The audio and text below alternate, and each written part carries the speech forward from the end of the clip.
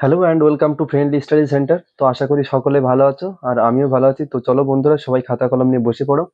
আমরা পরবর্তী যে অঙ্ক ক্লাসটা সেটা এখন সম্পূর্ণভাবে করব, এবং যা কিছু করব সব কিছু ভালো করে বুঝে তারপরেই করার চেষ্টা করব, ঠিক আছে? তো চলো শুরু করা যাক। দেখো, প্রথম প্রশ্নটা কি বলছে, বলছে কি যে পরপর মানে দুটি পরপর বিজোড় সংখ্যার গুণফল ৬৭২৩, বড় সংখ্যাটি তাহলে কত? এটাই তো প্রশ্নে বলছে।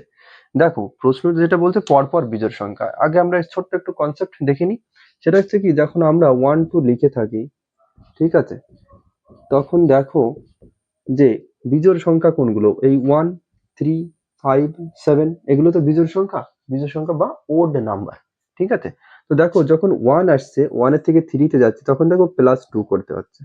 2 থেকে যখন 5 এ যাচ্ছি তখন +2 করতে হচ্ছে, আবার 5 থেকে যখন 7 এ যাচ্ছি এখানেও +2 করতে হচ্ছে। তার মানে যদি দেখা যায় যে যখনই একটা বিজোড় সংখ্যা থেকে অপর বিজোড় সংখ্যায় আমরা যাচ্ছি, তখন আমাদের +2 করে করে এগোতে হচ্ছে। সেম একই ভাবে যখন আমরা 2 এর থেকে মানে জোড় সংখ্যা থেকে বা ইভেন নাম্বারের থেকে আমরা ইভেন নাম্বারে যাচ্ছি পরপর, তখন কি হচ্ছে, এখানেও দেখো +2 করতে হচ্ছে, এখানেও +2 করতে হচ্ছে, তবে 6 পাচ্ছি। ঠিক আছে, তো 6 এর সাথে পরে যদি আমরা যোগ করি তবে আমরা কি পাবো, 8 পাবো। কত প্লাস করলে? 2। ঠিক আছে, বোঝা গেল? তো দেখা যাচ্ছে কি যে 2 ঘর যোগ করলে আমাদের কি হচ্ছে, আমরা ইভেন নাম্বার পাচ্ছি, ঠিক আছে? তো এই অঙ্কটা সব থেকে করার শর্টকাট যদি আমি বলে থাকি, সেটা বলবো অপশন টেস্ট, ঠিক আছে? এর থেকে বেটার কেউ নেই। আর এখানে অপশন টেস্ট করে এককের ঘর বা ইউনিট ডিজিটটা বের করে নিলে সব থেকে বেটার হয়।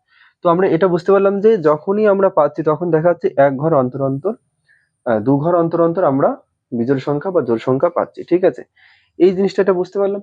এবার এই অঙ্কটা আমরা এইভাবে করবো না, ঠিক আছে? এখানে এইভাবে তুমি একটা ধরতে পারো এ, একটা ধরতে পারো a+2, এভাবে করতে পারো, কিন্তু আমরা এই অঙ্কটা এখানে এভাবে করবো না। আমরা করবো, এটা হচ্ছে মৌলিক উৎপাদকে ভাঙবো বা উৎপাদকে ভাঙবো, ঠিক আছে? যে কোনো একটা বলতে পারো, উৎপাদক কিংবা মৌলিক উৎপাদক, দুটোই বলতে পারো, ঠিক আছে? আর এইখানে এইটা দেখালাম এর কারণে, কারণ বলছে পরপর বিজোড় সংখ্যা, মানে কি, যদি একটা বিজোড় সংখ্যা সাপোজ মনে করে নাও 25 হয়, তাহলে তার পরের বিজোড় সংখ্যা 27, এমনটা। এই দুটো সংখ্যা গুণ করে গুণফল যেটা হয়েছে সেটা আমাদের বলেছে, এরকম মনে করে নাও সাপোজ, ঠিক আছে? তো দেখো, যেটা আমাদের গুণফল বলেছে সেটা হচ্ছে কি, যে কত, 6723, তাই তো? তাহলে এদিকে 6723 কে আমরা কি করব, ভাঙবো, ঠিক আছে? কিসে? উৎপাদকে ভাঙবো। এবার উৎপাদকে ভাঙতে গেলে তোমাকে জানতে হবে ভাগের নিয়ম, তবেই তুমি ফটাফট খুব তাড়াতাড়ি এগুলো ভাঙতে পারবে, ঠিক আছে? তো দেখো, যদি আমরা এই সংখ্যাটাকে 3 দিয়ে ভাঙি, অনায়াসে ভেঙে যাবে। কারণ কি, 6 3 দিয়ে কাটবে, 3 3 দিয়ে কাটবে, আর 7 আর 2 কত হচ্ছে, 9, 3 দিয়ে ভেঙে যাবে, তার মানে কেটে যাবে, তার মানে হচ্ছে পুরো সংখ্যাটা 3 দিয়ে কাটাকাটি করা যাবে। তাহলে 3 দিয়ে যদি ভাগ করি, 3 দুগুণ 6, 3 দুগুণ 6, 3 4 12, 3 1 3, ঠিক আছে? এটা গেল। এবার দেখো, যদি এইখানটা আমরা আবার ভাগ করি, তাহলে আবারও 3 দিয়েই ভাগ যাবে, ঠিক আছে? ভাগের নিয়মটা যদি কেউ না জানো তাহলে এটা দেখে নিও, আমার এর আগের যে ক্লাসগুলো নেওয়া হয়েছে সেখানে করে দেওয়া আছে, ঠিক আছে? তাহলে এদিকে কত হবে, 3 7 21, আর তোমার হচ্ছে 3 4 12, আর 3 7 21, এটা গেল। এবার যদি এইখানে আমরা কত দিয়ে ভাঙি, 18, দেখো 3 দিয়ে এবারও যাবে, 3 দুগুণ 6, 3 4 12, 3 9 27, ঠিক আছে?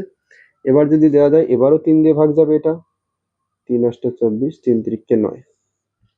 এবার দেখো, এই 83 কে আর ভাঙা যাবে না, ঠিক আছে? এই 83 কে আর ভাঙা যাবে না। যদি বলো কেন যাবে না, কারণ এটা হচ্ছে মৌলিক সংখ্যা। 83 যেটা, সেটা হচ্ছে মৌলিক সংখ্যা, ঠিক আছে?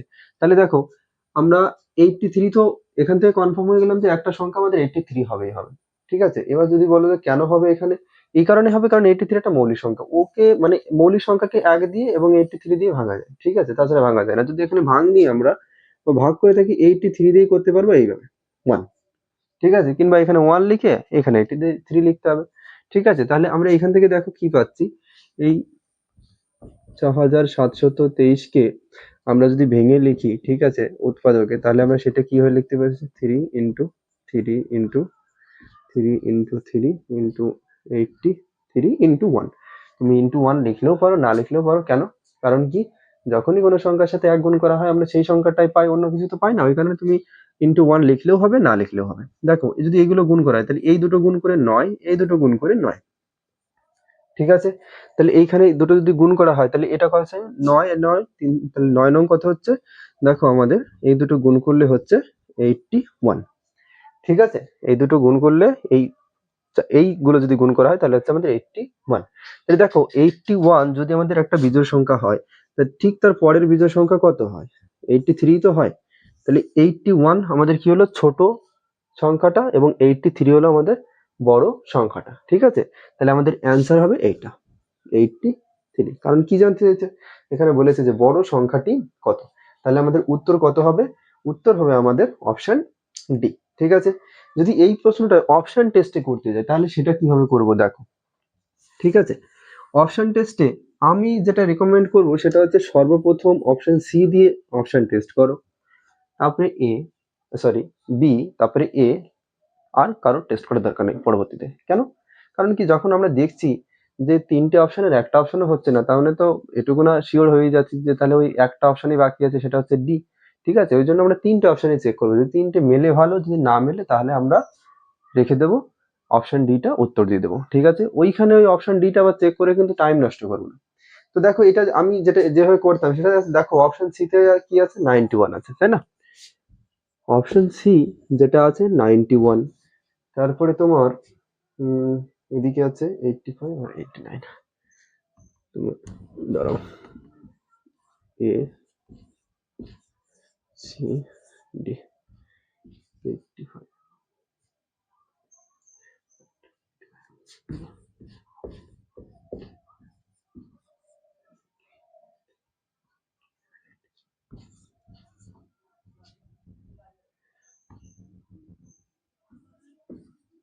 দেখো এই অপশনগুলো আছে, তো যদি আমি এই অপশনগুলো টেস্ট করি, প্রথমে যদি আমি অপশন সি টেস্ট করি এইটা, ঠিক আছে, তাহলে আমাদের বলছে সব থেকে বড় সংখ্যা কোনটা হবে, তাই না? তার মানে যদি আমি এইটা উত্তর নিই তাহলে এইটাই তো সেই দুটো সংখ্যার মধ্যে বড় সংখ্যাটা এটাই হবে। তাহলে যদি এই 91 যদি বড় সংখ্যাটা হয়, তাহলে এর থেকে ছোট যে বিজোড় সংখ্যাটা কত আছে, তাহলে সেটা কত হবে, 89 হবে, তাই তো? এই 91 এর থেকে ছোট বিজোড় সংখ্যা তো 89ই হবে না, কারণ এটা যদি আমরা বড় সংখ্যা ধরি তাহলে এর থেকে ছোট বিজোড় সংখ্যা তো এটাই হচ্ছে সর্ব ইসে। ঠিক আছে, সিরিয়াল অনুযায়ী বা ক্রম অনুযায়ী। তাহলে এই দুটো আমরা কি করব, গুণ করবে। এবার যদি এখানে পুরোপুরি সম্পূর্ণ গুণ করতে যাও তাহলে ভুল করবে। ঠিক আছে, সম্পূর্ণ গুণ করার মতো সময় আমাদের নেই, আমরা কি করব, এককের ঘরটা বের করে নেবো। ঠিক আছে, তো এককের ঘর বের করা মানে কি, এই দুটো গুণ করলেই তো হবে। তাহলে 9 একে কত হচ্ছে, এখানে 9, তাহলে এককের ঘরে কোন সংখ্যাটা রয়ে যাবে, 9 রয়ে যাবে। তো তাহলে দেখো আমাদের যে উত্তরটা, সেখানে কি 9 ছিল, সেখানে তো 9 ছিল না, সেখানে এককের ঘরে কত ছিল, 3 ছিল, তাই তো? তাহলে আমাদের এই যে অপশনটা, অপশন সি, এটা আমাদের উত্তর হবে না। ঠিক আছে, এবার যদি বলো দাদা কি করে এককের ঘর বের করলে, তাহলে দেখো এটা কি করে এককের ঘর হলো, এককের ঘরে কি করে 9 হলো, এটা এইভাবে করতাম। যদি এইগুলো না লিখতাম তাহলে এটা এইভাবে লিখতাম, লিখে এইখানে একটা শূন্য দিতাম, কিংবা অনেকে ক্রস দেয়, যে যেটা খুশি দিতে পারো, তাতে কোনো আপত্তি নেই। ঠিক আছে, তাহলে এখানে 1 দিতাম, মানে 9 নং 81, এক হাতে আমার 8, 8 নং 72, আর হচ্ছে তোমার তাহলে কত হচ্ছে 8 হচ্ছে 80। তাহলে কত হচ্ছে দেখো এখানে 9908। তাহলে দেখো এখানে এককের ঘরে তো 9 হচ্ছে না, এই জন্য বলেছিলাম যে এককের ঘরে কত হবে, 9 হবে। ঠিক আছে, বোঝা গেল? তাহলে এটা আমাদের হলো না। এবার যদি অপশন বি টা আমরা নিই, তাহলে অপশন বি তে দেখো কি আছে, 85 আছে। তাহলে 85 আমাদের সব থেকে বড় সংখ্যা হতো ওই দুটো সংখ্যার মধ্যে। তা আমরা 85 যদি না নিয়ে, যদি 85 যদি নিয়ে থাকি, ঠিক আছে, তাহলে এর থেকে ছোট বিজোড় সংখ্যা কত হবে, 83 হবে। এটাই তো হবে, 83 হবে বিজোড় সংখ্যা। তাহলে এই দুটো যদি গুণ করি, তাহলে আমি দেখো এককের ঘরে কত পাচ্ছি, 5 পাচ্ছি, কিন্তু এখানে কত আছে দেখো, 3 আছে। তাহলে কি এটা হবে, তাহলে এটাও আমাদের হবে না। ঠিক আছে, এবার যদি অপশন এ টেস্ট করি, তাহলে অপশন এ তে কি হচ্ছে 89, তাহলে এর থেকে বিজোড় সংখ্যা যে ছোটটা সেটা হবে 87। তো এইটা যদি গুণ করি তাহলে দেখো কত হচ্ছে, 7 নং 63 3। এবার দেখো এইখানটা দেখো 3 এসে গেছে। ঠিক আছে, আর আমাদের উত্তরে যেটা আছে দেখো, সরি উত্তর বলছি, গুণফল যেটা দিয়েছে তার এককের ঘরেও 3 আছে। ঠিক আছে, এবার এইখানে যেটা হবে এটাও দেখো এককের ঘরে 3ই হবে। তার মানে কি অপশন হয় এ হবে, না হয়তোবা আমাদের কি হবে, ডি হবে। এবার এই দুটোর মধ্যে আমাদের দেখতে হবে, দুটোই চেক করতে হবে, কারণ কি দুজনেরই এককের ঘরে আমাদের কত আসছে, 9 আসছে। ঠিক আছে, এবার দেখো যদি এইখান থেকে তোমাদের যদি মনে হয় যে কি করে দেখবো, এত বড় সংখ্যা গুণ করতে গেলে তো অনেক সময় চলে যাবে, তাই তো? তাহলে আমরা একটা কাজ করতে পারি। কাজ বলতে আহ হ্যাঁ, একটা কাজ করতে পারি, সেটা হচ্ছে কি, তোমরা এই 89 না ধরে মনে করো যে 90। ঠিক আছে, মনে করে না, মনে করতে দোষ কি আছে, মনে করো যে এটা 90 সংখ্যা, ঠিক আছে, আর এইটা হচ্ছে 87, এইটি নিয়েছে, আর এইটা 90 এর ধারের কাছে আছে যেহেতু, তাহলে আমরা এটা ভেবে নিলাম 90, ঠিক আছে। তো 90 যদি হয় এটা, তাহলে আমরা 90 এখানে লিখে রাখলাম, এটা হচ্ছে 87 লিখলাম। এবার 90 কেন ধরলাম সেটা হচ্ছে কি, আমরা যদি এই 9 সাথে যদি 87 গুণ করে দিই, তাহলে দেখো শর্টকাটও হয়ে যাবে, কম সময় হয়ে যাবে, ঠিক আছে। তারপরে কি করবো, বাকি শূন্যটা পাশে বসিয়ে দেখবো যে আমাদের যে গুণফলটা দিয়েছে 6000, হ্যাঁ 6723, তার কাছে কিনারে যাচ্ছে নাকি তার থেকে কি হচ্ছে আমাদের ছোট কিংবা বড় যেটা হচ্ছে কিনা দেখবো, ঠিক আছে।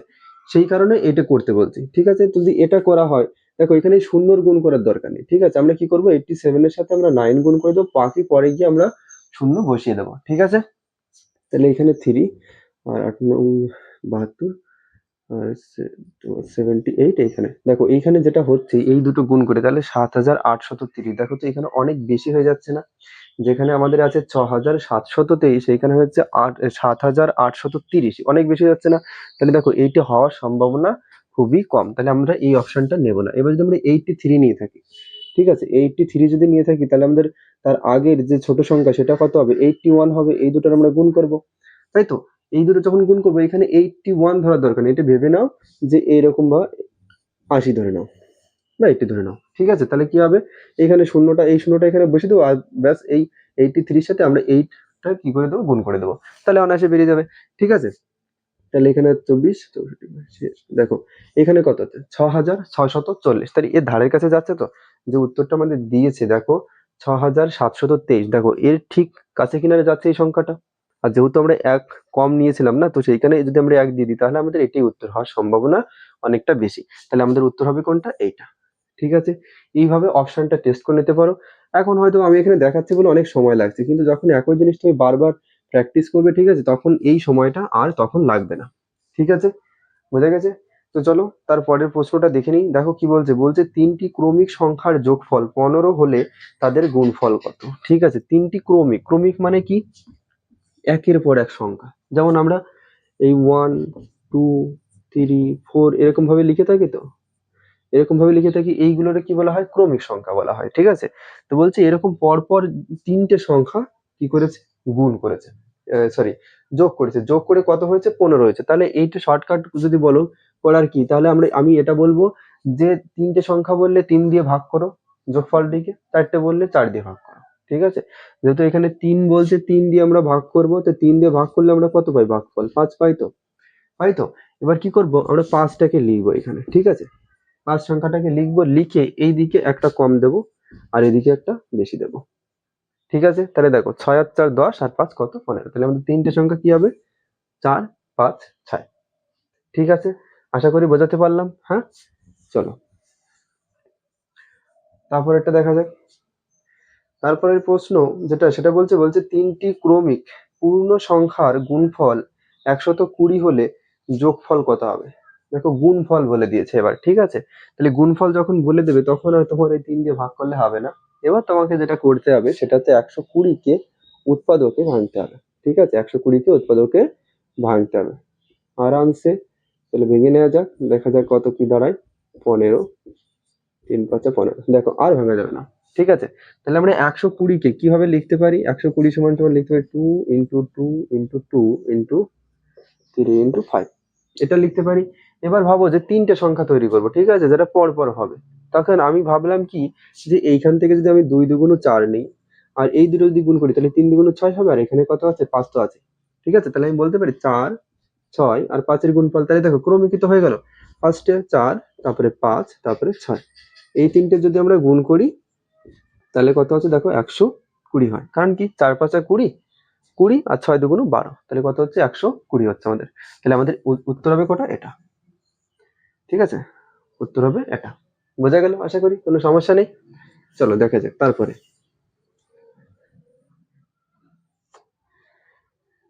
দেখো তারপরে যে প্রশ্নটা আছে সেটা হচ্ছে কি, বলছে 2n+1 মৌলিক সংখ্যা না হলে, তাই তো।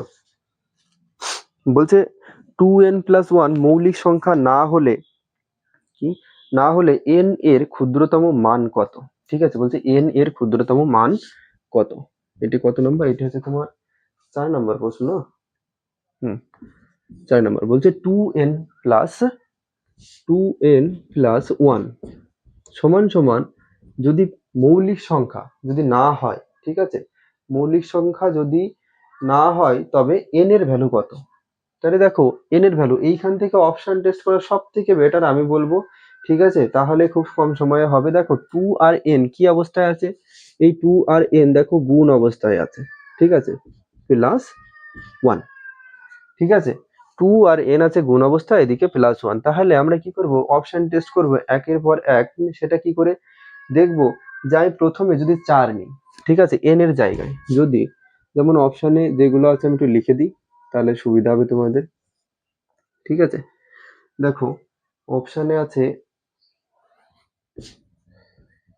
এটা আছে, আমরা যদি প্রথমে n এর ভ্যালু ফার্স্টে যদি n এর ভ্যালু আমরা যেহেতু বললাম c নেব, c অপশন টেস্ট করবো, তো c যদি নিয়ে থাকি তাহলে 5 হচ্ছে, তাহলে 5 যদি এখানে হয় তাহলে এখানে 2 × 5 প্লাস 1, তাহলে দেখো 5 দুগুণ কত হচ্ছে, 5 দুগুণ হচ্ছে 10, 5 দুগুণ হচ্ছে কত 10, আর এই যোগ 1 তাহলে আমাদের এখানে কত হচ্ছে 11 হচ্ছে, তো তাই তো এখানে 11 হচ্ছে। তাহলে দেখো 11 যে সংখ্যাটা আছে, 11 সংখ্যাটা তো মৌলিক সংখ্যা, 11 সংখ্যাটা তো মৌলিক সংখ্যা, তাহলে কি হলো আমাদের, এটা তো মৌলিক সংখ্যা হয়ে গেল, তাহলে আমাদের এটা উত্তর হবে না, ঠিক আছে, বোঝা গেছে।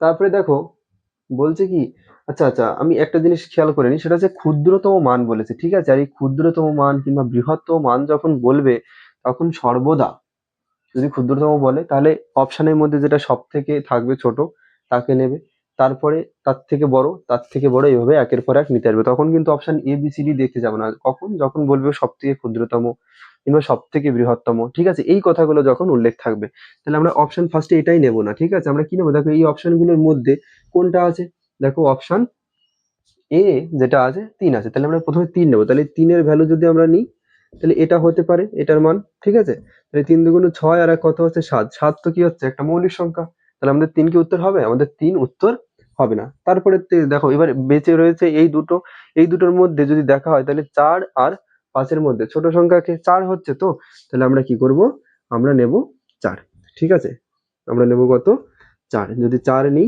প্লাস 1 তাহলে 4 দুগুণ 8 আর এক কত 9 হচ্ছে, তাহলে দেখো এই 9টা কি মৌলিক সংখ্যা, এই 9টা তো মৌলিক সংখ্যা হলো না, তাই না, তাহলে আমাদের উত্তর হবে কোনটা, এই অপশন বি, ঠিক আছে, বোঝাতে পারলাম। তাহলে আমাদের কারণ কি এখানে বলেছে যে মৌলিক সংখ্যা 9, ঠিক আছে, বলছে এই যে ভ্যালুটা এর ভ্যালু যদি আমরা বের করি তাহলে মৌলিক সংখ্যা হবে না, তাহলে এর ভ্যালু তো আমরা এটা বের করলাম 4 এর মান রেখে, মানে n এর মান 4 রেখে, তাহলে 9 হলো আমাদের, 9 তো মৌলিক সংখ্যা নয়, তাহলে আমাদের এর উত্তর হবে এটা, ঠিক আছে, বোঝা গেল। চলো তারপরে দেখা যাক,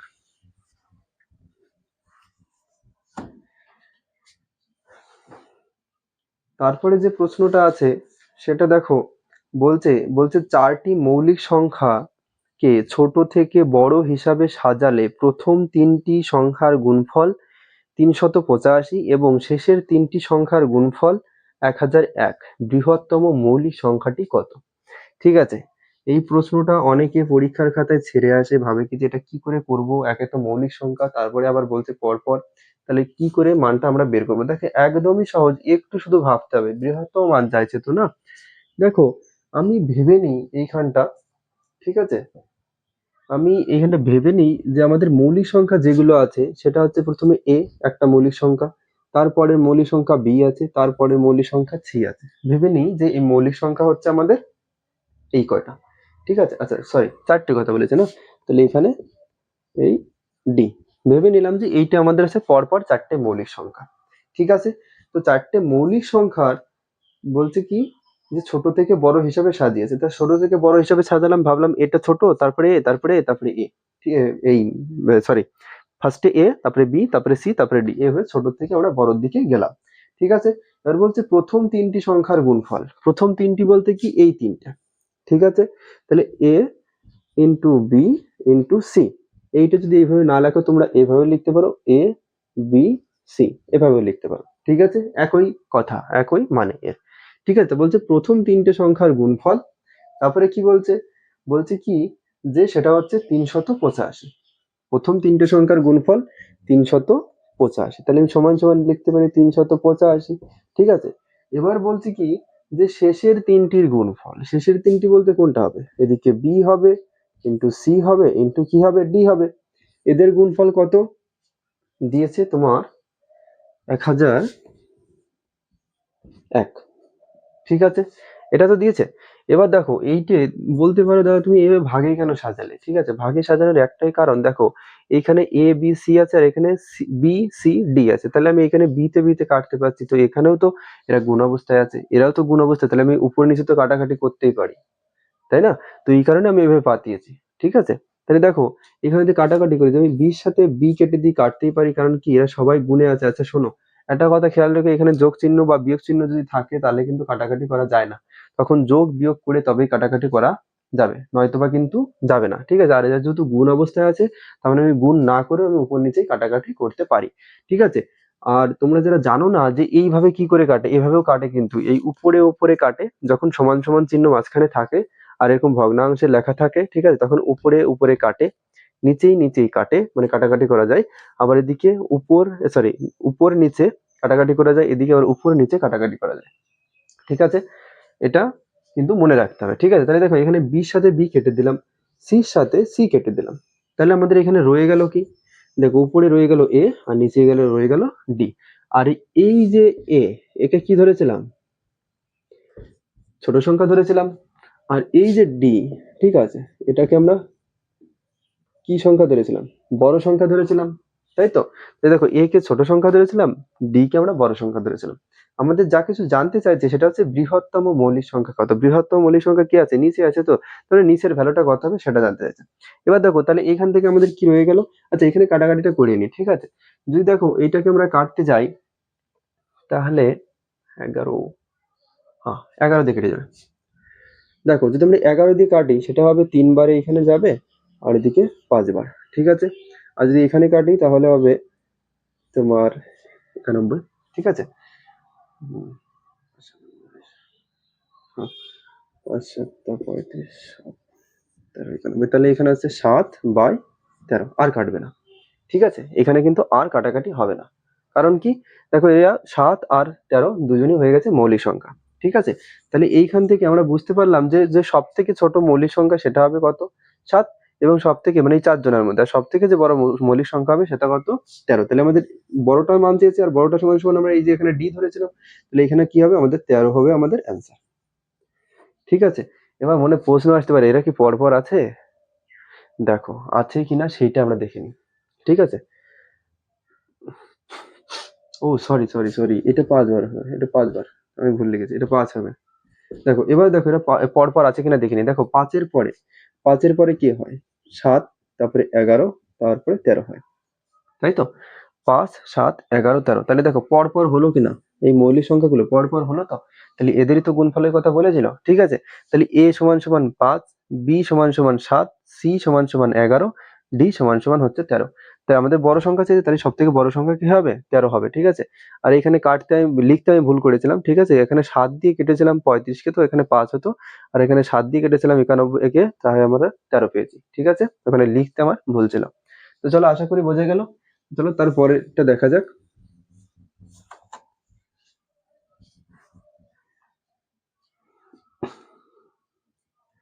এবার দেখো এই যে সংখ্যাটা বলছে কি, একটা ছোট্ট একটা অঙ্ক কিন্তু খুবই ইম্পর্টেন্ট, এই দেখতে সোজা মনে হচ্ছে কিন্তু পরীক্ষার হলে না এইসব প্রশ্নের উত্তরও আমাদের মাথা নষ্ট করে দেয়, ভুল হয়ে যায়। দেখো কি বলছে, বলছে যদি +1 থেকে -1 বিয়োগ করা হয় তাহলে বিয়োগফল কত হবে? কি বলছে? +1 থেকে -1, তাই তো? যদি +1 থেকে যদি -1 বলে, +1 থেকে -1 বিয়োগ করা হয়, তাহলে এদের অ্যান্সার কত হবে? এটাই তো প্রশ্ন, আর এইখানেই সবকিছু। দেখো এখানে বিয়োগ করতে বলে দিয়েছে আর সিম্বল আলাদা আলাদা দিয়ে দিয়েছে। তা আমরা সবসময় কি জানি যে প্লাসে প্লাসে কি হয়? আমাদের প্লাস হয়। মাইনাসের সাথে মাইনাস সবসময় প্লাস হয়। প্লাসের সাথে মাইনাস গেলে তখন আমাদের মাইনাস হয়। তারপরে মাইনাসের সাথে প্লাস গেলে আমাদের কি হয়? মাইনাস হয়। এইগুলো আশা করি জানে না এমন কেউ নেই। ঠিক আছে, তো এইটারই ব্যবহার করব। ঠিক আছে, দেখো এইখানে যদি এই একের কথা বলি, ঠিক আছে, এই এই একটার কথা বলি, দেখো এর আগে একবার মাইনাস চিহ্ন আছে, আবার মাইনাস চিহ্ন আছে, দুবার মাইনাস চিহ্ন আছে, তাহলে মাইনাসে মাইনাসে কি হবে? প্লাস হবে। আর এখানেই দেখো এর আগেও প্লাস, এখানেও তো কিছু নেই মানে তো প্লাসই থাকে, তাহলে আমরা বলতে পারি প্লাসে প্লাসে প্লাস, আর কোনো সংখ্যার আগে এই বিশেষ করে সংখ্যার শুরুতে যদি সংখ্যার আগে প্লাস চিহ্ন থাকে তাহলে আমরা সাধারণত দিই না, কিন্তু মাইনাস চিহ্ন থাকলে ওটা দিতেই হয়। ঠিক আছে, তাহলে দেখো এখানে 1 আছে, তাহলে আমি 1 লিখলাম। তারপরে দেখো কি আছে, মাইনাসে মাইনাসে কি হবে আমাদের প্লাস, ওদিকে 1, তাহলে 1 + 1 কত হচ্ছে 2। ঠিক আছে, তাহলে আমাদের অ্যান্সার হবে কত, 2। বোঝাতে পারলাম আশা করি, কারো কোনো সমস্যা নেই। ঠিক আছে, চলো ছোট্ট একটা অঙ্ক, কিন্তু একটু খেয়াল রাখবে, হ্যাঁ প্রশ্ন কি বলে সেটা আগে বুঝতে হবে, তারপরে উত্তর করতে হবে, না হলে ভুল হয়ে যাবে। এখানে যদি অনেকেই আছে মাইনাস করে দেবে ডাইরেক্ট। ঠিক আছে, আচ্ছা চলো দেখি। তারপরে প্রশ্ন যেটা আছে সেটা হচ্ছে আমাদের, বলছে দেখো 71 × 29 প্লাস 27 × 15 প্লাস 8 × 4। ঠিক আছে, এই অঙ্কটা এসএসসি 2007-এর এসেছিল, অনেক পুরনো অঙ্ক কিন্তু ইম্পর্টেন্ট আছে, একদম যে ফেলে দেওয়ার মতো সেটা না। ঠিক আছে, তো দেখো এই অঙ্কটা বলছে এর ভ্যালু কত। তো এখান থেকে আমরা কি করব, আমরা শুধু এককের ঘরের মানটা বের করব। যদি বলো দাদা এখানে কেন এককের ঘরের মানটা বের করব, দেখো অপশনে যা কিছু আছে না এখানে, দেখো এককের ঘরের কারোর সাথে কারোর মিল নেই।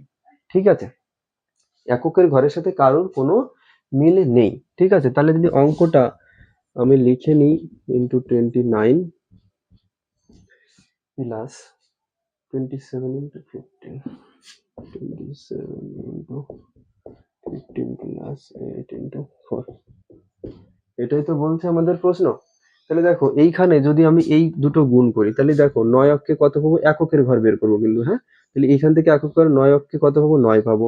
এখানে প্লাস আছে, তাহলে আমি এককের ঘরে এখানে লিখতে পারি 9 প্লাস, দেখো এই দুটো যদি গুণ করি 5 × 7 = 35, তাহলে এককের ঘরে কত পাবো, এখানে 5 পাবো, এখানে 5 লিখলাম, প্লাস আছে প্লাস দাও। দেখো 4 × 8 কত হয় 32, তো 32-এর কত, এই দুটো গুণ করলে 32 হবে, 32-এর কত পাবো, 2 পাবো। ঠিক আছে, তাহলে 4 × 8 = 32, সেখানে আমি 2 লিখলাম। এবার যদি এগুলো গুণ করা, দেখো 16 হচ্ছে, 16 হচ্ছে, তো তাহলে এককের ঘরে কি আছে আমাদের 6 আছে। তো তাহলে দেখো এখানে অপশনে এককের ঘরে 6 আছে, কোন অপশনটা, সেটা দেখো অপশন এ, তাহলে আমাদের উত্তর হবে অপশন এ, 2496। ঠিক আছে, বোঝাতে পারলাম। চলো তারপরে প্রশ্নটা দেখে নিই আমরা। তারপরের প্রশ্ন, দেখো এই প্রশ্নটা তোমাদের এর আগের ক্লাসে মনে হয় পড়িয়েছি আমি। ঠিক আছে, তবুও যেহেতু করেছি দেখিয়ে দিই। ঠিক আছে, কি বলছে এই প্রশ্নটা, বলছে 6 এর পাওয়ারে 10 × 7 ^ 17 × 11 ^ 27 রাশিটিতে মৌলিক উৎপাদকের সংখ্যা, না না এটা করানো হয়নি, আমি ভেবেছি হয়তো ইউনিট ডিজিট বের করতে বলবে। তো দেখো বলছে মৌলিক উৎপাদকের সংখ্যা কত। ঠিক আছে, মৌলিক উৎপাদকের সংখ্যা। এবার দেখো যখন এই প্রশ্নটা আমি না লিখলে আমি তোমাদের একটু বোঝাতে সমস্যা হয়ে যাবে। ঠিক আছে, প্রশ্নটা না লিখলে তোমাদেরকে বোঝাতে সমস্যা হয়ে যাবে। এইটা বলছে যে মৌলিক উৎপাদকের সংখ্যা কত। এই অঙ্কটা দেখে খুব সহজ মনে হচ্ছে, আবার কঠিনও মনে হচ্ছে, তাই তো। দেখো এটা কিভাবে আমরা অ্যান্সার করব। এই প্রশ্নটার অ্যান্সার করতে গেলে তোমাকে প্রথমে জানতে হবে যে মৌলিক উৎপাদক কি। ঠিক আছে, মৌলিক উৎপাদক কি, দেখো মৌলিক উৎপাদক মানে যে কোনো সংখ্যাকে মৌলিক সংখ্যা দিয়ে ভেঙে ভেঙে গুণের আকারে লেখা, এটাই আমরা করেছি। যদি আমি এখানে বলে থাকি যে 16 কে মৌলিক উৎপাদকে ভাঙো, তাহলে আমরা কত করব, 2 দিয়ে 8, 2 দিয়ে 4, আবার 2 দিয়ে 2। ঠিক আছে, আর যদি 2 দিয়ে 1 কে ভাঙতে পারি নাও পারি, তাতে কোনো সমস্যা নেই, তাতে কিচ্ছু আসে যায় না। তাহলে দেখো 2 দিয়ে ভেঙেছি তো 16 কে, তাহলে 16 কে আমরা কি লিখতে পারি, সমান সমান 2 × 2 × 2 × 2, কতবার, 4 বার। তাহলে এই জিনিসটাকে মানে কি, এখানে 4 বার লেখার মানে কি, এই 2 দুগুণ 4, 4 দুগুণ 8, 8 দুগুণ কত, 16 হচ্ছে। তাহলে 16 কে আমরা গুণের আকারে ভেঙে লিখেছি এইভাবে। ঠিক আছে, তো এই জিনিসটাকে আমরা শর্টকাটে লিখতে পারি যে 2 এর পাওয়ারে 4। ঠিক আছে, যদি বলো 2 এর পাওয়ারে 4 কেন লিখলাম, কারণ কি দেখো এখানে 2 কবার গুণে আছে, পরপর 4 বার গুণে আছে। তো তো দেখো যখন আমরা 2 এর পাওয়ারে 2 দিতাম, তার মানে কি লিখতাম, 2 × 2 লিখতাম। তাহলে এখানে 2 এর পাওয়ারে 4 মানে কি, 2 4 বার গুণ আছে, তাই তো, বোঝা গেছে। তাই এখানে 4 বার 2 গুণ আছে বলে আমরা এটা লিখতে পারি 2 এর পাওয়ারে 4। ঠিক আছে, বোঝাতে পারলাম। এবার দেখো যদি তাই হয় তাহলে 2 তো একটা মৌলিক সংখ্যা। আচ্ছা, যদি এইখানে মৌলিক উৎপাদকে দেখি, তাহলে কোনো একটা সংখ্যা, যে কোনো এবিসিডি যে কোনো একটা সংখ্যা হোক না কেন, তাকে ভেঙে লিখেছে গুণের আকারে, কিন্তু যখন গুণের আকারে লিখেছে, দেখো এই সংখ্যাটা কিন্তু মৌলিক রাখেনি। এই সংখ্যাটা, এই যে 6 এর পাওয়ার অফ 10, 6 পাওয়ার অফ 10, এটাকে কিন্তু মৌলিক আকারে রাখেনি। তো এটাকে আমরা মৌলিক আকারে করবো, আর বাকি কাউকে করতে হবে না। কেন করতে হবে না, দেখো 7 মৌলিক সংখ্যা, 11 যেটা আছে এটাও মৌলিক সংখ্যা, তো ওদের আমার পরিবর্তন করার দরকার নেই। কোথায় দরকার, সেটা হচ্ছে এই 6 কে। দেখো 6 কে আমরা ভেঙে লিখতে পারি 2 × 3, ভেঙে লিখতে পারি তো। 6 যে আছে তাকে আমরা ভেঙে লিখতে পারি 2 × 3, ঠিক আছে। তো এর মানে কি হচ্ছে যে 2 এর পাওয়ারও 10 ইন্টু 3 এর পাওয়ারেও 10। এবার বলবি যে 2 পাওয়ার অফ 10, 3 পাওয়ার অফ 10 কোথা থেকে আসলো? এই যে 6 যে আছে তাকে ভেঙেছি মৌলিক সংখ্যায়, ঠিক আছে। দেখো মৌলিক সংখ্যা 2 ও 3 ও, তাহলে 3 দুগুণ কত হচ্ছে? 6 হচ্ছে। তো এখানে ভেঙে লিখেছি 2 পাওয়ার অফ 10, 3 পাওয়ার অফ 10, বোঝা গেল? তাহলে দেখো এরা দুজনই মৌলিক সংখ্যা হয়ে গেল, আর বাকি যারা আছে তারা তো মৌলিক সংখ্যাতেই আছে, ঠিক আছে, তারা তো মৌলিক সংখ্যাতে আছে। এবার প্রশ্ন হয়তো মনে জাগতে পারে, তুমি মৌলিক সংখ্যায় ভাঙলে তাহলে উপরে এরা তো 10, তারপর 17, 27 বা 27, এরা সবাই তো মৌলিক সংখ্যা হচ্ছে না। দেখো ওদের সাথে আমাদের কোনো সাথ নেই, কারণ কি এই যে পাওয়ার দেখো এখন এইখানে লিখেছিলাম যেটা 2 এর পাওয়ারে 4, তার মানে কি 4 তো মৌলিক সংখ্যা এমন তো না, 4 তো যৌগিক সংখ্যা। কিন্তু এখানে কেন লিখেছিলাম? কারণ এই 2 4 বার গুণে আছে। তো এখানে যখন 7 এর পাওয়ারে তোমার 17 আছে, ঠিক আছে, তো এই পাওয়ারের যে মান সেটা ক্যারি করছে না যে ওটা মৌলিক সংখ্যা কি যৌগিক সংখ্যা, ঠিক আছে। আমাদের দেখতে হবে শুধু এই বেস গুলো দেখতে হবে যে এটা কি আছে, মৌলিক সংখ্যা আছে না। যদি মৌলিক সংখ্যা না থাকে তার মানে এখানে ভেঙে লিখবে হয়, ঠিক আছে।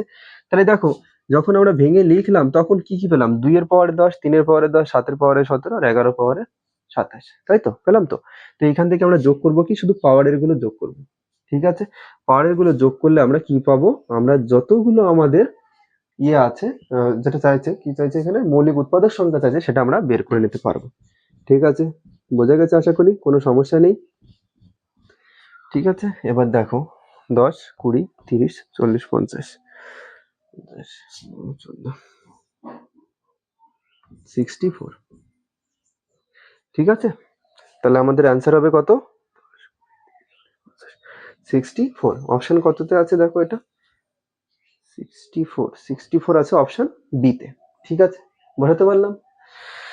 তো চলো, আশা করি এটা নিয়ে কোনো সমস্যা নেই। তা পরবর্তীতে যাওয়া যাক, ঠিক আছে।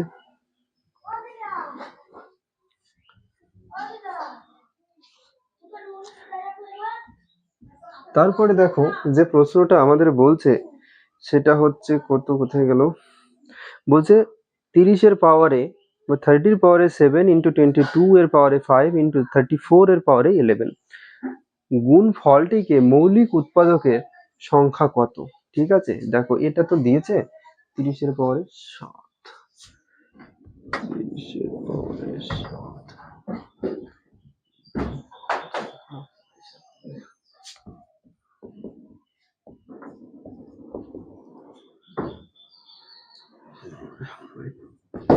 দেখো এটা দিয়েছি তো, এই সংখ্যা এই অঙ্কটাও আগের বারের মতন হবে, আগে যেটা করলাম একই রকম হবে। কি করব? দেখো 30 মৌলিক সংখ্যা না, 22 মৌলিক সংখ্যা না, 34 মৌলিক সংখ্যা না, তাহলে আমাদের কিন্তু ভাঙতে হবে, ঠিক আছে। ছোট ছোট অংশে এদের ভাঙতে হবে। কি করে ভাঙবো? দেখো যদি 30 কে আমরা ভেঙে লিখি, ঠিক আছে, তাহলে কি লিখতে পারি? 3 10 30 আর 2 5। তাহলে দেখো এই 30 কে আমরা ভেঙে কি লিখতে পারি? 3 ইন্টু 2 ইন্টু 5, বা তোমরা যদি একদিক থেকে লিখতে চাও সেটাও পারো, ঠিক আছে। একই কথা হবে পাওয়ার অফ 7, ঠিক আছে। আর এর মানে কি ব্র্যাকেটে যতজন ব্যক্তি আছে সবার পাওয়ারেই আমার 7 দিতে হবে। দেখো 22 মৌলিক সংখ্যা হলো না, তাহলে 22 কে মৌলিক সংখ্যা করতে গেলে আমরা কি করব? দেখো 22 কে যদি মৌলিক সংখ্যা সরি উৎপাদকে ভাঙতে হয়, যেহেতু মৌলিক সংখ্যা না, তাহলে আমরা 11 দিয়ে ভাঙতে হবে। 11 দুগুণ 22, তাহলে আমি এখানে লিখতে পারি যে 11 গুণ 2 পাওয়ার অফ 5, ঠিক আছে। তারপরে ইন্টু, এবার দেখো 34 মৌলিক সংখ্যা না, তাহলে এটাকেও আমরা ভাঙবো, ঠিক আছে। যদি 34 কে ভাঙি, দেখো 17 দুগুণ কত আছে? 34, তাহলে এখানে লিখতে পারি 17 গুণ 2 পাওয়ার অফ 11, ঠিক আছে। তো এইভাবে ভেঙে লিখতে পারি। দেখো এটা যদি হয় এর মানে কি যে এই ভিতরে যারা আছে সবার পাওয়ারে 7 আছে, এইখানে ভিতরে যারা আছে 11 আর 2 ওদের দুজনের পাওয়ারে 5 আছে, 17 আর 2 এদের পাওয়ারে কি আছে? 11 আছে। আর দেখো এইখানে যেগুলো বেসে আছে, বেসে বলতে এই 2 3 5 11 2 আর 17 2, এরা সবাই কি মৌলিক সংখ্যা তো। তাহলে এখান থেকে আমরা লিখতে পারি 2 এর পাওয়ারে 7 বা 2 এর পাওয়ারে 7, ঠিক আছে। এইভাবে আমরা লিখতে পারি,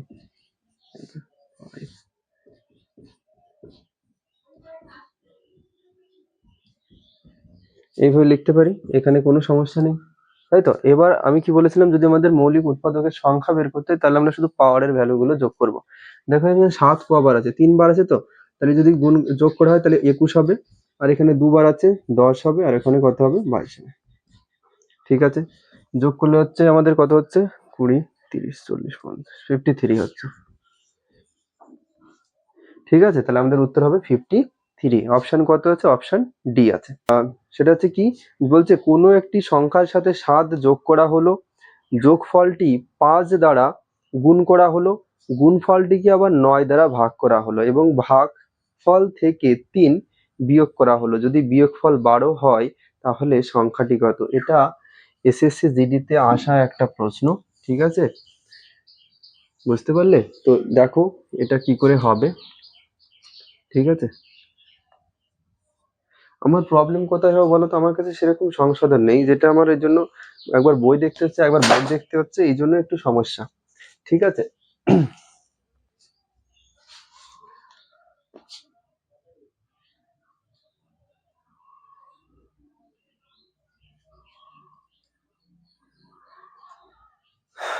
চলো। বলছে কোনো একটি সংখ্যার সাথে প্রথমে 7 যোগ করা হলো, তাহলে আমি প্রথমে ভেবে নিই যে সংখ্যাটা আছে সেটা হচ্ছে এক্স। এখানে তুমি এ বি সি ডি যে কোনো সংখ্যা ধরতে পারো, কিন্তু আমি এখানে নিচের থেকে ধরে নিলাম, যেহেতু এক্স এর ব্যবহারই বেশি, তো আমি ভেবে নিলাম যে এটা যে সংখ্যাটা আছে সেটা হচ্ছে এক্স। বলছে এক্স এর সাথে প্রথমে কি হলো 7 যোগ করা হলো, আমি 7 যোগ করে দিলাম। তারপরে গিয়ে কি বলছে, বলছে যোগফলটি 5 দ্বারা গুণ করা হলো। এই যোগফলটাকে 5 দ্বারা গুণ করা হলো। তুমি এখানে গুণ চিহ্ন দিলেও হবে, আর যদি মনে করে না দেবে না দিতে পারো, কোনো সমস্যা নেই। ঠিক আছে, তারপরে কি বলছে, বলছে গুণফলটিকে 9 দ্বারা ভাগ করা হলো। এই গুণফলটিকে মানে এই প্রথম যে সংখ্যা ছিল তার সাথে 7 যোগ হলো, তারপরে সেই যোগফলটাকে 5 দিয়ে গুণ হলো, গুণ হওয়ার পরে যেটা ভ্যালু হলো, তাহলে এটা তো গুণফল হবে আমাদের, তাকে 9 দিয়ে ভাগ করা হলো।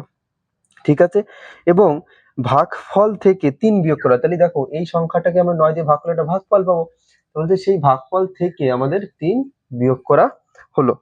বিয়োগ করা হলে বলছে কি যে যদি বিয়োগফল 12 হয়, বিয়োগফল মানে কি, যখন এই 9 দিয়ে পুরো সংখ্যাটাকে ভাগ করো তাহলে যে ভাগফলটা পাবো তার থেকে 3 বিয়োগ করব, বিয়োগ করে কত হচ্ছে 12 হচ্ছে। ঠিক আছে, তাহলে বলছে সেই সংখ্যাটা কত, সেই সংখ্যা বলতে এক্স এর ভ্যালু কত।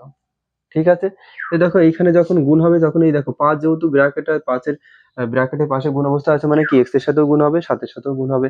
তাহলে যদি গুণ করা হয় তাহলে 5x হয় এখানে। ঠিক আছে, অনেকে লিখো এরকম, এরকম লিখলেও কোনো সমস্যা নেই। দেখো নিজের মধ্যে রাখতে হবে বিষয়টা, যে আমি যেটা লিখছি সেটা আমি কিভাবে লিখছি বা আমি কিভাবে নিচ্ছি, সেটাই হচ্ছে বড় কথা। তুমি ঘুরিয়ে ফিরিয়ে লিখতে পারো, তাতে কোনো সমস্যা নেই। তাহলে আমি এখানে এক্স এর সাথে যদি 5 গুণ করি তাহলে 5x হবে, প্লাস 5 সাথে কত হবে 35 হবে। ঠিক আছে, তারপরে ডিভাইডেড বাই 9 মাইনাস 3 ইকুয়াল 12। ঠিক আছে, এবার দেখো এইখানে করো, এইখানে দেখো এটা একটা ভগ্নাংশ। আচ্ছা, যদি এইখানে কোনো সংখ্যা থাকতো, ঠিক আছে, এই অংশটা যদি কোনো সংখ্যা হতো, তাহলে কি করতাম, এই দুটো যোগফলকে বা এই সংখ্যাটাকে আমরা 9 দিয়ে ভাগ করতাম, তো ভাগ করে যে ভাগফলটা পেতাম তারপরে কি করতাম, তার থেকে 3 বিয়োগ দিতাম। আর এরকম ভগ্নাংশে যখন যোগ আর বিয়োগ থাকে তখন কি করতে হয়, আমাদের লসাগু বের করতে হয়। ঠিক আছে, আমাদের কি করতে হয়, আমাদের লসাগু বের করতে হয়। আশা করি লসাগু বের করতে কারো কোনো সমস্যা নেই। দেখো এইখানে 3 এর নিচে তো কিছু নেই, তার মানে 1 আছে, তাহলে 9 আর 1 এর লসাগু কত হয়, সর্বদা 9 হয়। এবার কি করতে হয়, নিচে যে থাকে না 9 আছে, তাহলে 9 দিয়ে এই 9 কে ভাগ করতে হবে, মানে লসাগুকে ভাগ করতে হয়। তাহলে 9 দিয়ে 9 কে ভাগ করলে কত পাবো, 1 পাবো। সেই 1 কি হবে, এদের এদের দুজনের সাথে, এর সাথে প্লাস এর সাথে দুজনের সাথে কি হবে, গুণ হবে।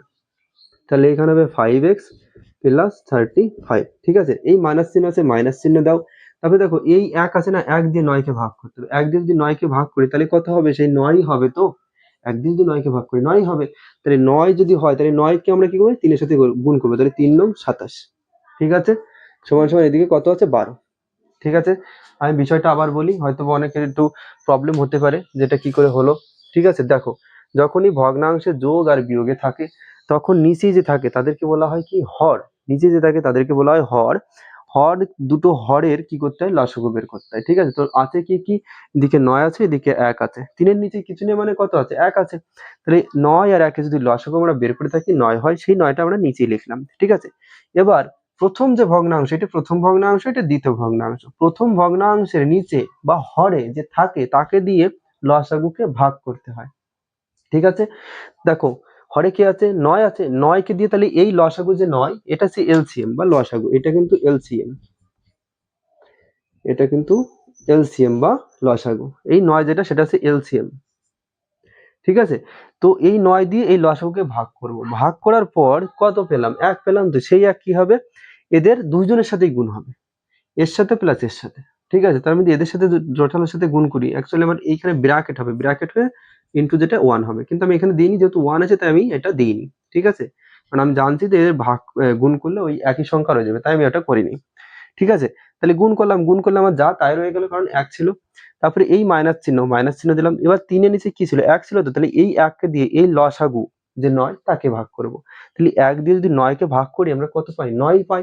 সেই 9 গিয়ে এই 3 এর সাথে গুণ হবে, উপরে যে 3, হ্যাঁ, লবের সাথে যে 3 আছে, এই 3 এর সাথে গুণ হবে। তাহলে 3 নং কত হয়, 27, তাই আমি এখানে লিখলাম 27। বোঝা গেছে আশা করি, কোনো সমস্যা নেই। তারপরে দেখো সমান 12 ছিল, তো 12 লিখে দিয়েছি, ঠিক আছে। এবার কি হবে, যে এই যে 9 এইখানে ভাগে আছে, তো এই পাশে গিয়ে গুণ হয়। দেখো সমান সমান দুটোর ব্যবহার আছে, তো এই পাশে ভাগে আছে, এই পাশে গুণ হয়, এই পাশে গুণ থাকলে এই পাশে এসে ভাগ হয়, এই পাশে গুণ থাকলে এই পাশে ভাগ হয়, এই পাশে ভাগ থাকলে ও পাশে গিয়ে গুণ হয়, ঠিক আছে। বোঝা গেছে। তাহলে এখানে আমরা লিখতে পারি যে 5x plus 35 minus 27 equal 12 into 9, ঠিক আছে, 12 ইন্টু 9 যদি করা হয় তাহলে এখানে কত হবে, 108। তাহলে আমরা এইটা এই পাশে লিখে দিচ্ছি আমি, যে 5x, আচ্ছা এখানে যোগ বিয়োগ তুমি যদি করে নিতে চাও করে নাও, আমি করেই নিই যেহেতু একটু জায়গা শর্ট হচ্ছে, ঠিক আছে। তো দেখো যদি এখানে বিয়োগ করা হয়, যোগ বিয়োগ করা হয়, তাহলে 35 থেকে যদি আমরা 27 বাদ দিয়ে দিই, তাহলে আমাদের কত থাকছে, তোমার হচ্ছে প্লাসে থাকছে, যেটা হচ্ছে 8, আর এদিকে হচ্ছে সমান সমান 108, ঠিক আছে। কারণ কি 9 12 108, ঠিক আছে, গেল।